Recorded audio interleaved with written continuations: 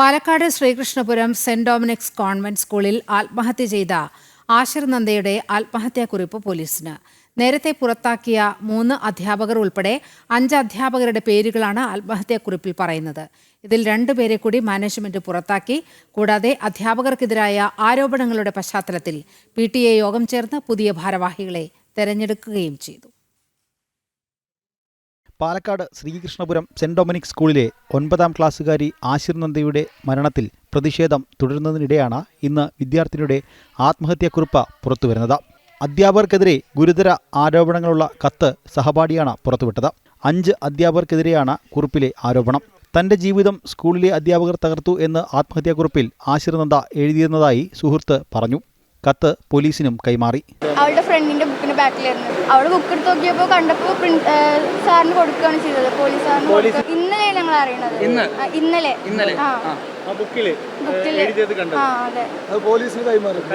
കൈമാറി. ആത്മഹത്യാക്കുറിപ്പിൽ പേരുള്ള അമ്പിളി, അർച്ചന എന്നീ അധ്യാപകരെ കൂടെ മാനേജ്മെന്റ് പുറത്താക്കി. അധ്യാപകർക്കെതിരെ ഉയർന്ന ആരോപണങ്ങളുടെ പശ്ചാത്തലത്തിൽ PTA യോഗവും ചേർന്നു. യോഗത്തിൽ മാതാപിതാക്കൾ തങ്ങളുടെ മക്കൾക്കുണ്ടായ ദുരനുഭവങ്ങൾ വിവരിച്ചു.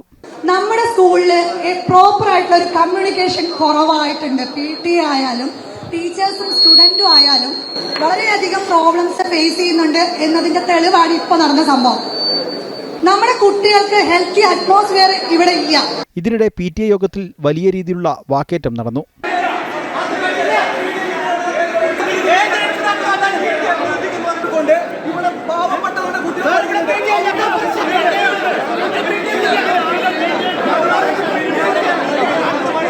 പ്രതിഷേധത്തിനൊടുവിൽ പുതിയ ഭാരവാഹികളെ തിരഞ്ഞെടുത്തു.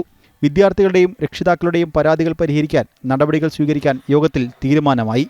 എന്താണെന്ന് വെച്ച് കഴിഞ്ഞാൽ ഇപ്പം നമ്മൾ ഇത്രയും ദിവസമായിട്ടുള്ള ഒരു അനിശ്ചിതത്വം അവസാനിക്കുകയാണ്.